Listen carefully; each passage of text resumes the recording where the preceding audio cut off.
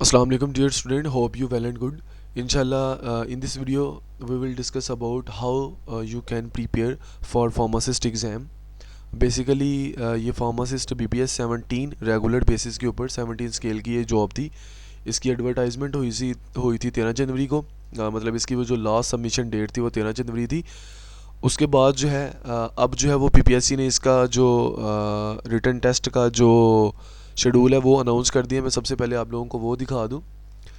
यहाँ पे आप लोग आ जाएँ तो ये प्लानर है। प्लानर में जब आओगे तो प्लानर में ये फार्मासिस्ट है और जो प्लान्ड हुई है इसकी डेट जो है वो 12/04/2025 को, यानी चौथे महीने की 12 जो है उसको जो है वो इसका एग्ज़ाम होने जा रहा है। अगर हम लोग इसके जो सिलेबस की बात कर ली जाए तो इसका सिलेबस जो है वो क्वालिफ़िकेशन में से आप लोगों को आपकी जो आप लोगों ने थ्रू आउट दी डिग्री जो आपने 5 साल जो है वो जितने भी सब्जेक्ट्स पढ़े हैं उन सारे सब्जेक्ट्स में से MCQs होंगे। उन सारे सब्जेक्ट्स में से आप लोगों को MCQs आएंगे और वो 100 मार्क्स का जो है वो पेपर होगा। बड़ी अच्छी जॉब है, इनकी सैलरी भी बड़ी अच्छी होती है और जॉब के हवाले से भी ये जॉब जो है वो बड़ी अच्छी इसको समझा जाता है। तो आज की इस वीडियो में इंशाल्लाह मैं आप लोगों को बताता हूँ कि आप लोगों ने इस जॉब के लिए प्रिपरेशन कैसे करनी है। इस जॉब के लिए बेसिकली मैंने और मेरी टीम ने जो है ना हम लोगों ने ये MCQs जो है वो प्रिपेयर किए हैं। मैं सबसे पहले आप लोगों को दिखा दूँ, ये स्कीम ऑफ स्टडी है HEC के सिलेबस के मुताबिक।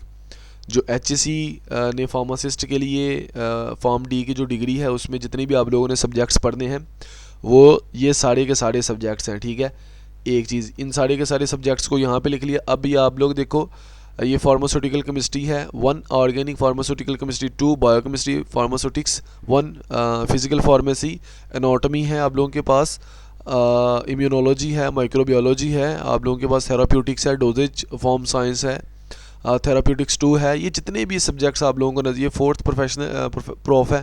फोर्थ प्रोफ में आप लोगों ने फार्मेसी प्रैक्टिस 3 है, 4 है फार्मास्यूटिक्स इंडस्ट्रियल फार्मेसी है, उसके बाद जो है क्वालिटी मैनेजमेंट है, उसके बाद जो है वो फार्मास्यूटिकल क्वालिटी मैनेजमेंट। ये जितने भी ओवरऑल जितने भी ये सारे सब्जेक्ट्स हैं, इन सब्जेक्ट्स को आप लोगों ने प्रिपेयर कैसे करना है। इन सारे सब्जेक्ट्स के सब्जेक्ट वाइज ये देखें, सब्जेक्ट वाइज जो है इन सारे सब्जेक्ट्स के जो है वो MCQs मेरी टीम ने और मैंने जो है वो प्रिपेयर किए हैं। आप लोग यहाँ पे इनकी क्वालिटी भी जो है वो मैं आप लोगों को एक दफ़ा ये MCQs जो है वो शो कर दूँ, आप लोगों को एक दफ़ा दिखा दूँ। इन MCQs से जो है वो आप लोग इजीली प्रिपेयर कर सकते हो।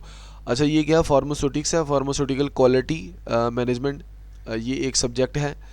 ठीक है, ये इसके जो है वो इस सब्जेक्ट के मोस्ट इम्पॉर्टेंट मोस्ट डिबेटिव जो अक्सर जो है वो कम्पिटिटिव एग्ज़ाम में अक्सर जो है वो एग्ज़ाम में पूछे जाने वाले जो क्वेश्चन है वो सारे के सारे ये हैं। हम लोगों ने कोई भी ट्राई किया है कि कोई भी ऐसा MCQs हम लोगों से ना छूटा है कि उसको हम लोग ना छोड़ें जो कि पेपर के हवाले में आ सकता है। ठीक है, हर किस्म का टेक्निकल क्वेश्चन ऐड किया है, प्रैक्टिकल के रिलेटेड क्वेश्चन ऐड किए हैं, थ्योरी के रिलेटेड क्वेश्चन ऐड किए हैं। हर चीज़ जो कि एक फार्मासिस्ट का जो रोल होता है, जो उसका जो रोल होना है उसके भी इस सारे सब्जेक्ट के जो है वो सारे के सारे MCQs जो है वो हम लोगों ने यहाँ पे ऐड किए हैं। तो मैं 1 बाय 1 जो है वो आप लोगों को ये सारी फाइल्स दिखा देता हूँ। ये देखें, क्वालिटी एश्योरेंस ऑफ वैक्सीन, ये है टॉपिक इसका। मिसलेनियस डिटर्मिनेशन एंड टेस्ट है, उस हवाले से MCQs यहाँ पे ऐड किए हैं। स्टैंडर्डाइजेशन ऑफ फार्मास्यूटिकल्स, इसकी MCQs ऐड किए हैं। Statistical interpretation of quality control charts, इसके MCQs ऐड किए हैं यहाँ पे। प्रैक्टिकल एप्लीकेशन के यहाँ पे किए हैं। कुछ एडिशनल जो MCQs हैं वो भी हम लोगों ने ऐड किए हैं पेपर के पॉइंट ऑफ व्यू से। जो जो इंपॉर्टेंट क्वेश्चन है हम लोगों ने कोई भी क्वेश्चन जो है वो छोड़ा नहीं है। अच्छा, ये एक फ़ाइल है, एक सब्जेक्ट है। अगर हम लोग दूसरे सब्जेक्ट, ये काफ़ी ज़्यादा सब्जेक्ट्स हैं। ठीक है, मैं रैंडम यहाँ पे सब्जेक्ट होता, जैसे आप लोग फार्मास्यूटिकल केमिस्ट्री की बात कर लें तो ये फार्मास्यूटिकल केमिस्ट्री की जो है वो फ़ाइल है, इसको देख लेते हैं हम लोग। ठीक है, ये फार्मास्यूटिकल केमिस्ट्री के सारे MCQs हैं। इसमें क्वांटिटेटिव एनालिसिस के MCQs हैं आप लोगों के पास, यहाँ पे क्वालिटेटिव एनालिसिस के MCQs हैं आप लोगों के पास। यहाँ पे नीचे स्क्रॉल डाउन करी जाएँ आप लोग जो है वो सारे के सारे इस सब्जेक्ट के रिलेटेड जो है वो MCQs जो है वो क्वांटिटेटिव एनालिसिस के अगेन 50 MCQs हैं यहाँ पे। सब्जेक्ट वाइज जो है वो MCQs जो है मोस्ट इंपॉर्टेंट मोस्ट रिपीटिव जो MCQs है जो अक्सर एग्ज़ाम में आते हैं, वो इस सब्जेक्ट के जो MCQs हैं वो हम लोगों ने यहाँ पे ऐड किए हैं। 50 MCQs जो है मोस्ट रिपीटिव MCQs हैं। ठीक है, ये ऐड किए यहाँ पे। जैसे यहाँ पे मैं 1-2 MCQs आप लोगों को जो है वो दिखा रहा हूँ एक एक 1 बाय 1 जो सारे के सारे MCQs आप लोगों को दिखा रहा हूँ ये है। उसके बाद हम लोग देख लेते हैं यहाँ पे डोजेज फॉर्म का सब्जेक्ट जो है वो फार्मास्यूटिक्स 2 डोजेज फॉर्म साइंस, इसका हम लोग देख लेते हैं।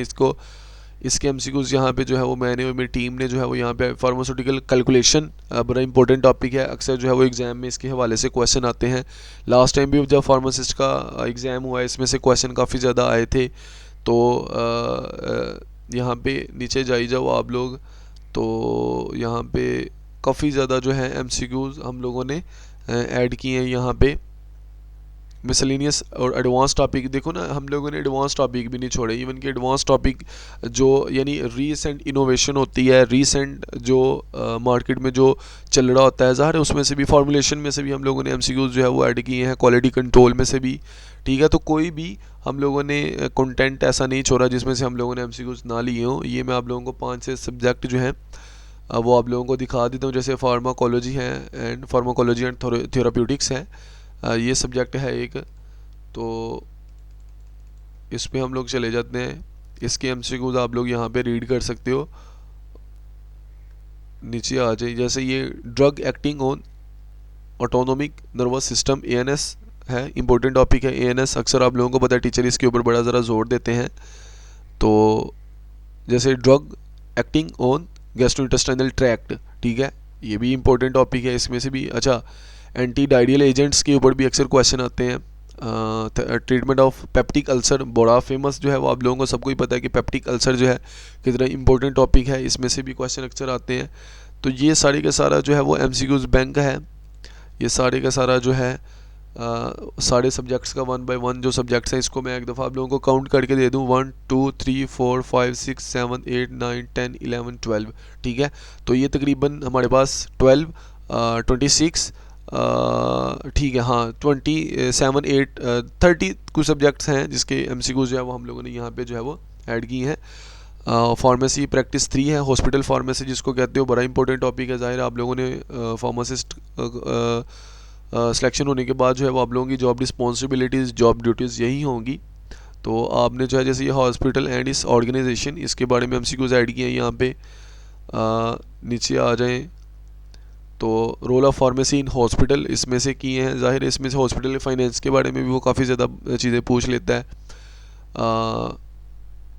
यहाँ पे नीचे आ जाओ तो पॉइजन कंट्रोल सेंटर और एंटीडोट बैंक, ये भी जो है इसमें से भी जो है वो MCQs ऐड किए हैं। हम लोगों ने कोई ऐसा MCQs छोड़ा नहीं है जो कि हम लोगों ने ऐड ना किया हो, जिसके चांसेस हैं कि वो जो है वो आ सकता है। MCQs जो है मैंने आप लोगों को शो कर दिए, ये सारे के सारे सब्जेक्ट, तो इसको लाजमी आप लोगों ने तैयारी करनी है। ठीक है, अच्छा उसके बाद जो है मैं आप लोगों को बता दूं कि जब भी आप ये बड़ा जनरल इंस्ट्रक्शन है, सबको ही पता है कि जब भी एग्ज़ाम देने जाना, ID कार्ड वगैरह ओरिजिनल लेके जाना, आप लोगों ने स्लिप वगैरह अपनी डाउनलोड कैसे करनी है, ये सारी चीज़ें ना।